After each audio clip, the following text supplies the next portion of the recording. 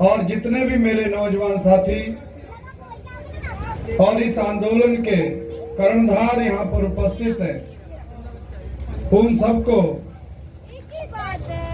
इस बात की शुभकामनाएं देते हुए कि आपका आंदोलन अपने मुकाम की ओर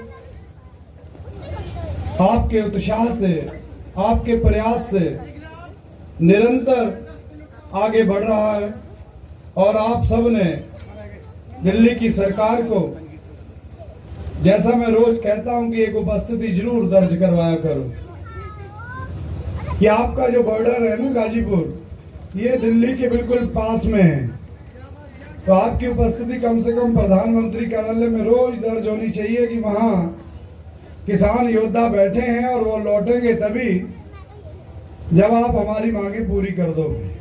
ठीक है भाई, सबके ध्यान में है ना? तो जोरदार उद्घोष करना है, किसान एकता, किसान मजदूर एकता, काले कानून, एमएसपी की गारंटी दो।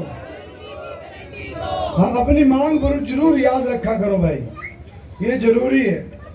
कई बार वक्ता जो है वो हमारी वास्तविक मांग क्या है जिसके लिए हम यहाँ बैठे हैं, और जितने भी हमारे पत्रकार बंधु हैं, आपका भी बहुत बहुत धन्यवाद।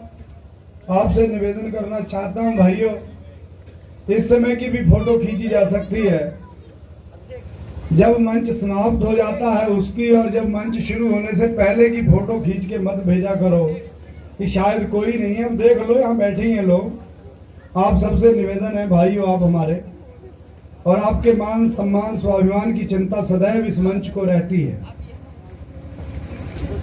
और एक विषय था जो मुकदमों को लेकर के, और जो नोटिस जिसको भी आ रहे हैं, मैंने कल भी कहा था, तो वकीलों का पैनल तैयार है।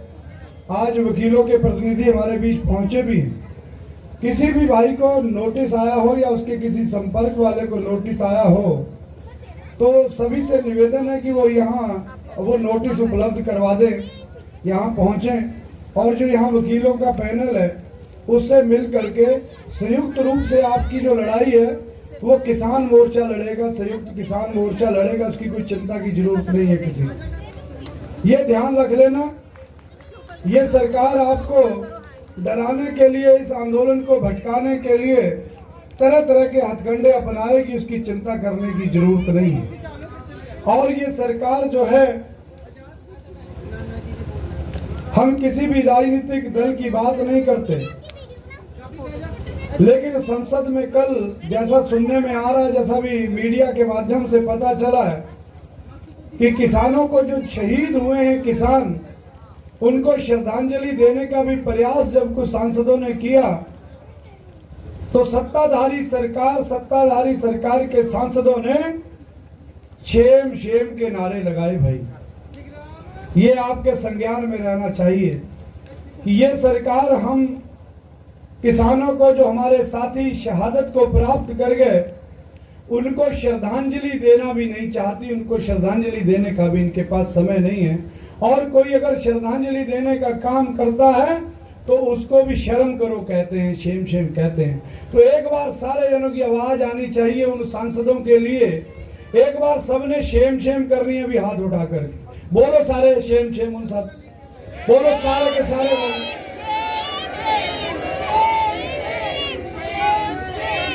उन सांसदों के लिए ये शर्म आनी चाहिए कि वो अन्न किसान का ग्रहण करते हैं, और जब संसद में श्रद्धांजलि की भी कोई बात करता है तो उसके सहयोग में नहीं, विरोध में खड़े होते हैं। बाकी गर्मी हो रही है, आपके संज्ञान में है, कल भी कहा था, अब यहाँ पर भी छाया की व्यवस्था की जा रही है बहुत जल्दी, और आपने हिम्मत रखनी है और इतना संकल्प जरूर रहना चाहिए कि ये हाईवे नहीं है कि आप सड़क पर बैठे हैं। आपको ये फख्र होना चाहिए, आपको महसूस होते रहना चाहिए रोज कि आप सरकार की छाती पर बैठे हो। भाई, सरकार की छाती पर और सरकार की छाती पर आपको लगातार बैठना है। रोजाना ये संकल्प आपका होना चाहिए कि 2 घंटे कम से कम इन हरी मैटों पर हमने जरूर बैठना है। ये कल भी कहा था, ये आज भी कह रहे हैं। और जोरदार उद्घोष किया करो।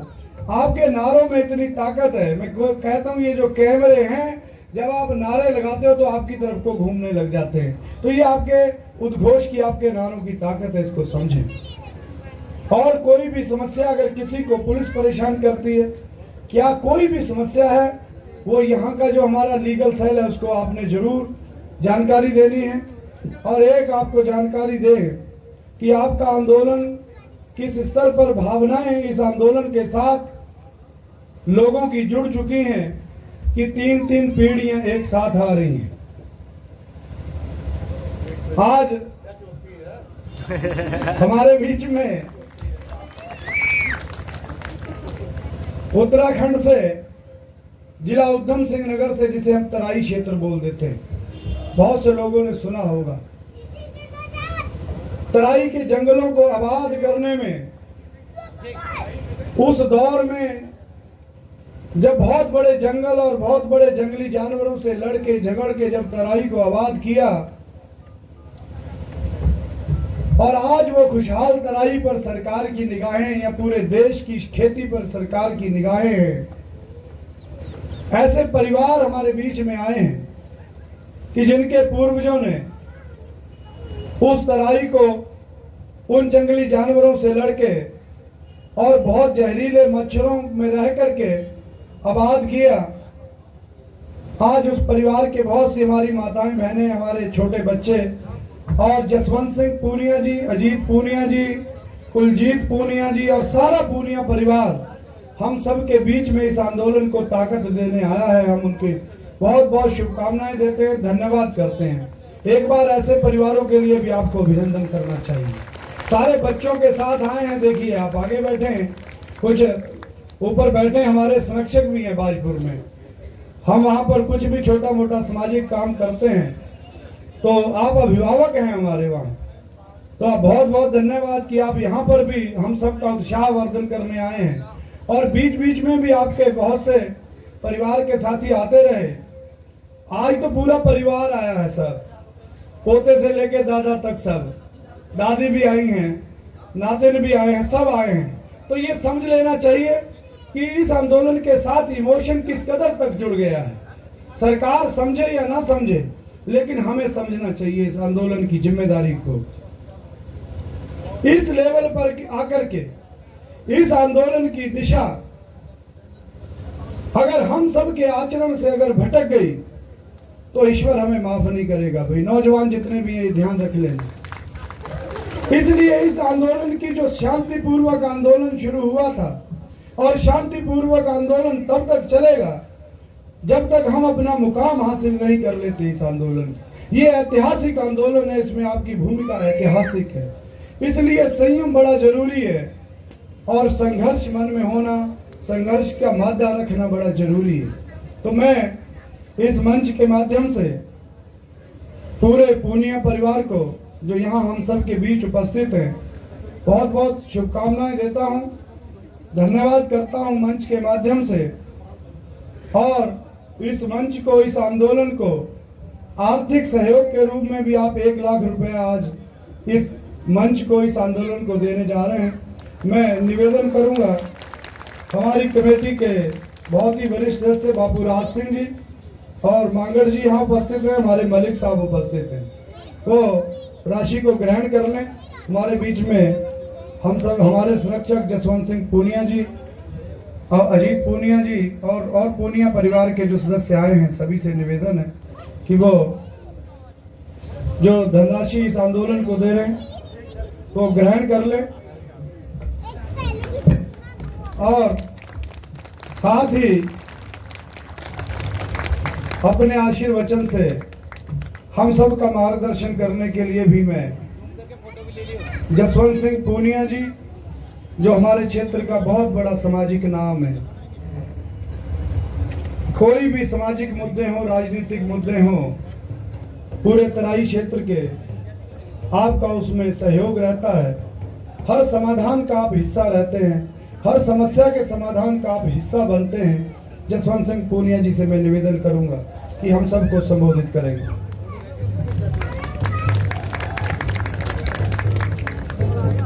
हमारे अति सम्मानीय किसान भाइयों, हमारे बुजुर्गों, माताएं, बहनें और हमारे नौजवान साथी और यहाँ पर उपस्थित हमारे पत्रकारगण, जिनकी वजह से आज घर घर में बैठे हुए किसानों तक कुछ यहाँ की झलकियाँ पहुँच जाती हैं, वरना तो सरकार ने मीडिया को भी बैन लगा रखा है किसानों के प्रति अच्छी बातें दिखाने के लिए। जो किसानों ने नहीं भी किया होता है वो भी उनके नाम पर लगाकर दिखाया जाता है। आज हम लोग यहाँ इकट्ठा हुए हैं, आप लोगों का